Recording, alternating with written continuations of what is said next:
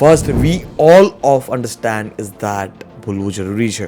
શું વસ્તુ ભૂલવી જરૂરી છે? ભૂતકાળને ભૂલવું જરૂરી છે. જ્યાં સુધી આપણે ભૂતકાળની જૂની માનસિકતા છે એને ભૂલતા નહીં શીખશું ત્યાં સુધી કોઈ પણ જાતની નવી ઇન્ફોર્મેશન અને નવી હેબિટ છે એ ડેવલપ નહીં થઈ શકે.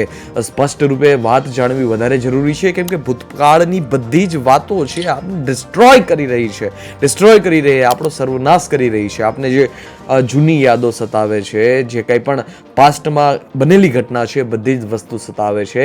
એનો મતલબ સ્પષ્ટપણે સમજી લેવો જોઈએ કે જ્યાં સુધી આવી બધી જ વાતો છે મનમાં ફરશે, મનમાં ઘર કરીને બેસશે, ત્યાં સુધી છે એ કંઈ પણ નવી વાત છે બ્રેઇનમાં છે એન્ટર નહીં થાય. અને જ્યાં સુધી પરિવર્તન નહીં આવે, જ્યાં સુધી નવી વાત એન્ટર નહીં થાય, ત્યાં સુધી છે એ કંઈ નવું પરિવર્તન નહીં આવે, નવું સર્જાશે નહીં. કોઈ પણ નવી વસ્તુનું પુનઃનિર્માણ કરવું હોય ત્યારે જૂની વસ્તુ છે, જે નબળી છે, જે નકામી છે, એ વસ્તુને છે જીવનમાંથી હટાવવી વધારે જરૂરી છે.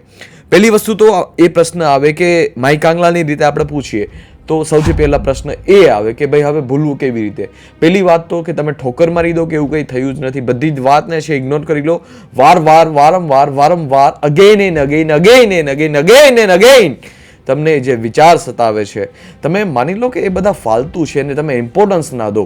પહેલી વસ્તુ તો એ થઈ શકે કે તમે એ બધા જ વિચાર છે એક નીચી દરજ્જાના ગણી લો, એ બધા જ વિચારને છે તમે ઇમ્પોર્ટન્સ ના આપો. અને બીજી વસ્તુ તો એ થઈ શકે કે તમે જ્યારે કોઈ પણ ભૂતકાળમાં જે બનેલી ઘટના છે એ વસ્તુમાં તમને જે એક્સપેક્ટેશન હતી એ વસ્તુની એક્સપેક્ટેશન તમને મળવાની બંધ થઈ ગઈ છે. એના લીધે તમને આ વિચારનો ફ્લો સતાવે છે, મારું શું થશે, શું નહીં થશે, કેમ કે તમને જે એ જગ્યા પરથી મળતું હતું એ બધી જ વસ્તુ બંધ થઈ ગઈ. સ્પષ્ટ વાત છે.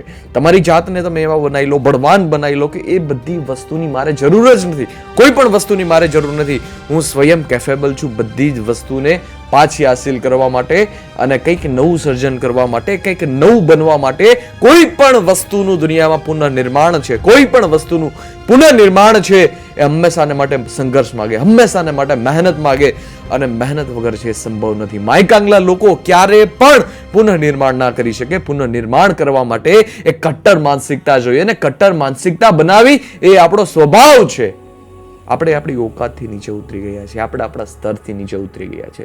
સ્પષ્ટ રૂપે જીવનમાં કેન્દ્રિત કરી લો એ વાતને કે પોતાનાથી નીચેની કક્ષાના લોકો છે એને વધારે જીવનમાં ઇમ્પોર્ટન્સ નહીં દેવાની. એ પછી કામ હોય તો પણ ભલે, કોઈ વ્યક્તિ હોય તો પણ ભલે, અને જીવનની કોઈ પણ પરિસ્થિતિ હોય તો પણ ભલે. પરિસ્થિતિ છે એ હાવી આપણી ઉપર થાય છે, એનાથી એ સાબિત થાય છે કે આપણે હજુ કમજોર છીએ. પરિસ્થિતિ મોટી નથી, પરંતુ આપણે કમજોર છીએ. કોઈ પણ એક સફળ વ્યક્તિ હોય અને કોઈ પણ એક અસફળ વ્યક્તિ હોય, બંનેના જીવનમાં દુઃખ હોય, બંનેના જીવનમાં લોટ્સ ઓફ પ્રોબ્લેમ્સ હોય, પરંતુ સફળ વ્યક્તિની ખાસિયત શું છે? સફળ વ્યક્તિની ખાસિયત એ છે કે એની સામે એ લડે છે. અર્જુન તુમ સહો और बस युद्ध કરો. એ વ્યક્તિ સહન કરતા શીખે છે. તમે અત્યારે જેને ભાગ્યશાળી ગણી રહ્યા છો, તમે અત્યારે જેને નસીબદાર માની રહ્યા છો, એ નસીબદાર વ્યક્તિ છે, એ ભાગ્યશાળી વ્યક્તિ છે, એ પોતાના જીવનમાં સંઘર્ષથી બન્યો છે, એને પોતાનું ભૂતકાળ ભૂલાવ્યું છે, અને જેટલી પણ શ્રેષ્ઠતમ વસ્તુ હોય એ શ્રેષ્ઠતમ વસ્તુને સ્વીકારવાની છે, પોતાના જીવનમાં ઝંખના લઈ આવી છે, કંઈક નવું શીખવાની, કંઈક નવું જાણવાની, કંઈક લોકો કરતા ઠસકથી છે એ જીવન જીવવાનો એને નિર્ણય કર્યો છે. અને આ નિર્ણય છે એ એના જીવનમાં સંઘર્ષ માગે છે અને પોતે એ સંઘર્ષ કરે છે.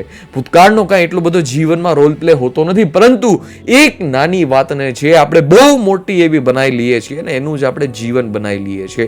એ બહુ ખોખલી વાત છે, બહુ નબળી માનસિકતાની વાત છે. છોડી દો નબળી માનસિકતાને અને સ્વીકાર કરો કટ્ટર માનસિકતાને. ભૂતકાળ જેવી કશી દુનિયામાં વસ્તુ હોતી જ નથી. છે તો પ્રેઝન્ટ છે અને હશે તો ફ્યુચર હશે. ભૂતકાળથી તમને કંઈ ફાયદો નહીં થાય. તમે સેડ છો, તમે ઉદાસ છો, તમારી પાસે ઉર્જા નથી, દુનિયાને કંઈ ફરક પડવાનો નથી. કંઈ ફરક દુનિયાને પડવાનો નથી. કોને ફરક પડવાનો છે? તમે બેઠા બેઠા ખૂણામાં 1 કલાક રહો, શું ફરક પડી ગયો? કોઈને ફરક નથી પડવાનો.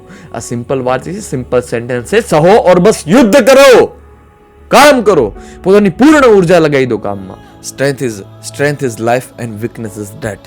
જીવનમાં એ જગ્યા ફાઇન્ડ કરો કે જે જગ્યા ઉપરથી તમારી ઉર્જા છે એ નેગેટિવ થતી હોય, તમને નબળા વિચાર આવતા હોય, ડિસ્ટ્રોય કરી દો, ખતમ કરી દો એને. બસ શ્વાસ ભરી લો ઊંડો, તાકાતથી તમને જેમાં શ્રદ્ધા હોય એનું નામ લઈ ડિસ્ટ્રોય કરી દો કે આવી કઈ જીવનમાં વસ્તુ જ હવે ના જોઈએ. તો જ જબરદસ્ત કંઈક વાત બનશે, વિરલાઓની વાત બનશે, યોદ્ધાઓની વાત બનશે અને કંઈક સંઘર્ષની વાત બનશે. અને તો જ આપને કૃષ્ણ મળશે કે જ્યારે આપણે અર્જુન બનશું.